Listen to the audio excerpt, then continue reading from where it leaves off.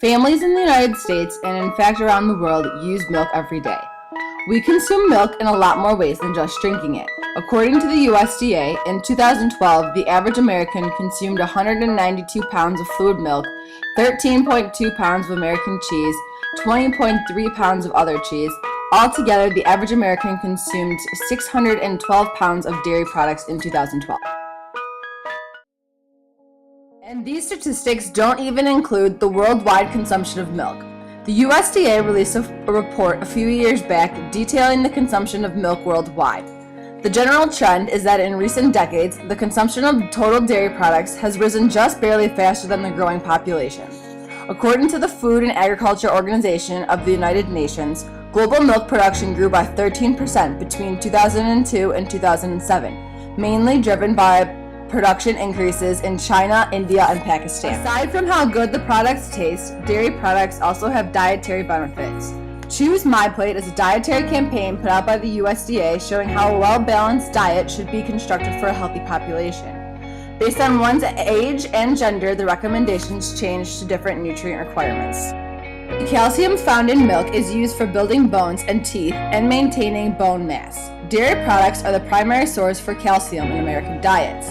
Milk is also a good source of potassium and vitamin D. Dollar for dollar, dairy products are some of the most economical sources of nutrition in grocery stores, the USDA reported. Thus far, we have identified the demand for dairy products and the health benefit of consuming milk and cheese. Like other sectors of the food industry, the dairy industry is now faced with the all-important dilemma of how do we feed a growing population. Predicted trends indicate that by 2020, we could have close to 8 billion people on this planet to feed, the majority of growth occurring in India, China, Nigeria, and the United States. Basically, we need to make more milk. But the only way to get more milk is by placing more cows on the worldwide farms, which increases the environmental stress from the dairy industry.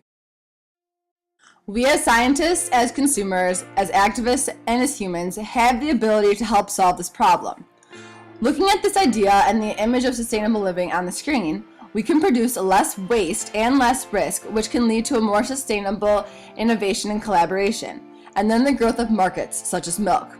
By looking at the industry as a whole, we can help the industry produce as much milk as they need with the least amount of environmental stress, so our future grandkids will have a clean environment and milk to drink, creating a sustainable system. The concept of creating a sustainable food system is something that is not new to the dairy industry.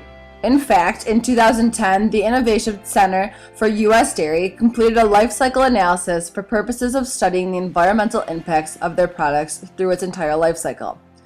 The report, titled U.S. Dairy Environmental Footprint, a summary of the findings, shows areas and images where scientists believe improvements could be made.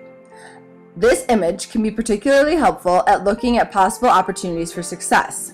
First, many Americans today are no longer connected to the farm, and this image shows the general process of milk being made. Beginning with the production of feed, cows then are able to take this energy and produce milk over the period of lactation. The milk is then collected in a bulk tank on a farm and transported via insulated tanker trucks to processing plants. On average, the truck travels 500 miles round trip. At the processing plant, the fluid milk is pasteurized and turned into different products. Both plastic and paper containers are then used to package the products. More trucks are needed to distribute the products from the processor to the retailers, schools, and other outlets. The consumer here is able to buy the milk or dairy products at many different retail outlets, ultimately bringing their product home to their table, the farm-to-table idea. Second, aside from showing exactly how this works, it can also be a valuable tool to show that in each stage of the production and transportation of milk, advances in technology and rethinking management plans can be used to maximize the milk production and decrease the environmental stress from the dairy industry. More specifically, in 2008, 2 studies out of the University of Arkansas analyzed the greenhouse gas emissions of fluid milk in all dairy products in the United States. As many know, greenhouse gases have been linked to climate change, and it was found that the carbon footprint for 1 gallon of milk averaged 17.6 pounds of carbon emissions. To put this in perspective, according to the Natural Resources Defense Council, the carbon footprint for 1 gallon of gasoline averages 25 pounds of CO2 emissions. Please note that a large portion of the greenhouse gases come from farm management practices and the rumination of the cows.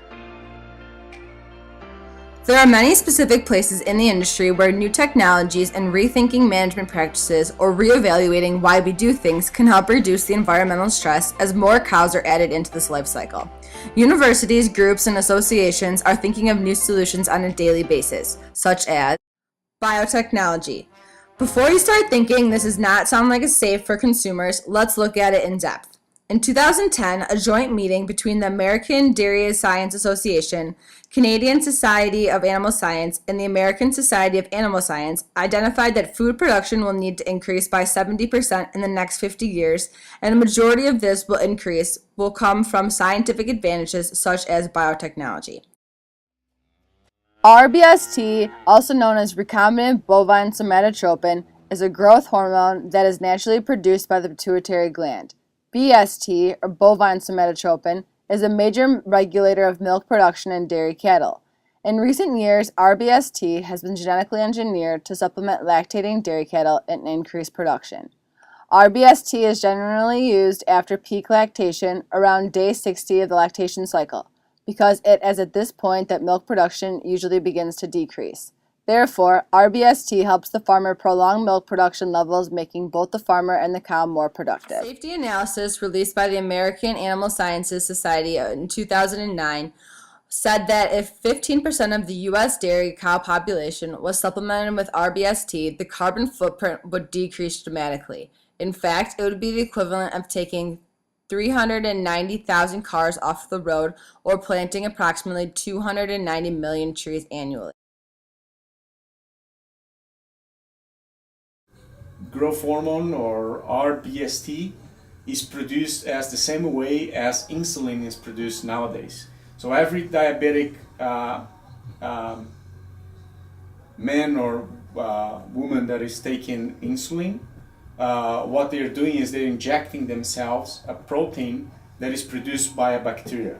So by engineering, you can put a section of the gene that is going to make the bacteria produce the protein you want.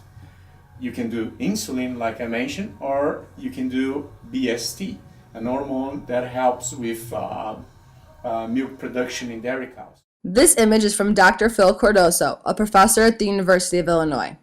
As stated before, the pituitary gland is responsible for the release of growth hormones. Growth hormones then act on a number of organs, including the liver.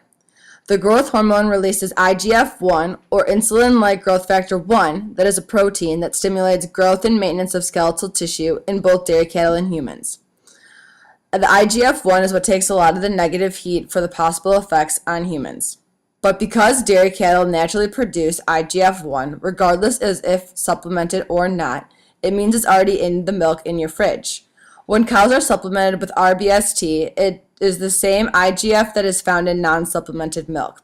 In 1993, the FDA approved the use of RBST in dairy cattle for purposes of increasing milk production. As of 2009, more than 30 million cows in the U.S. have been supplemented with RBST, allowing more milk to be produced. Yet, many still question if it's safe for humans. There have been over 90,000 publications and studies on somatotropin, so there is a strong biological knowledge of the drug, the hormone effect, and the safety for the food industry, also the effect on the human body. Furthermore, over 20 countries have approved the use of the drug in their dairy cattle systems. Lastly, since the approval of RBST in 1993 and its commercial use, there has been no documented detrimental effects on the human health. Scientific evidence shows that there is no change in the composition of milk that could affect the age of puberty in girls. In fact, conventional RBST-free and organic milk are all compositionally similar. They have the same nutrient compositions and same trace levels of hormones regardless of milk production system used. A couple quick notes on the digestion of milk containing RBST. As confirmed by many studies, when RBST is consumed orally, there is no biological effect on the body. RBST is not even biologically active in humans if it had been injected right into the bloodstream. If all dairy cattle were supplemented with RBST, the amount of IGF-1 contained in the daily recommendation of dairy would be approximately 0.04% of that produced daily by the human body. Therefore, the amount of IGF-1 absorbed from the milk by the intestine is negligible. Most of the IGF-1 in the human body is human-produced. Besides the human factor, one of the other reasons that some countries have not allowed RBST into the food chain yet is because of the animal welfare issue. Somatotropin is again a natural protein that is in the bloodstream of lactating cows and is especially high after parturition, the most stressful part of the reproductive cycle for a cow. A collection of studies analyzed 200,000 lactation cycles on several hundred farms, looking at the differences in animal health on RBST supplemented cows and non-supplemented cows. Variables included veterinary costs, culling rates, reasons for culling, incidence of lameness, reproduction, somatic cell count, and incidence of mastitis. It was concluded that variable results were unchanged on farms where RBST was used, concluding that RBST does not have an effect on the animal's overall health. Furthermore, cows that are stressed or have health problems have a decreased milk production and are more susceptible to diseases such as acidosis, lameness, and mastitis. Studies again have shown that RBST supplemented cows are at the same low frequency of diseases as non-supplemented cows. Therefore, we expect that the cows will not be stressed when supplemented with the drug.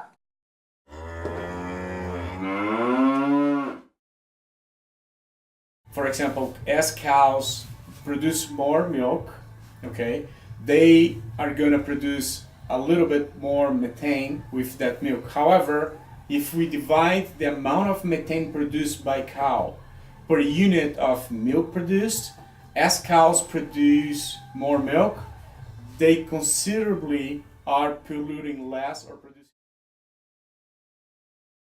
Decisions have to be made on how we are going to address this demand increase. And let's remember that the FDA has declared this injection safe after vigorous amounts of testing and publications on the topic of safety and human impact.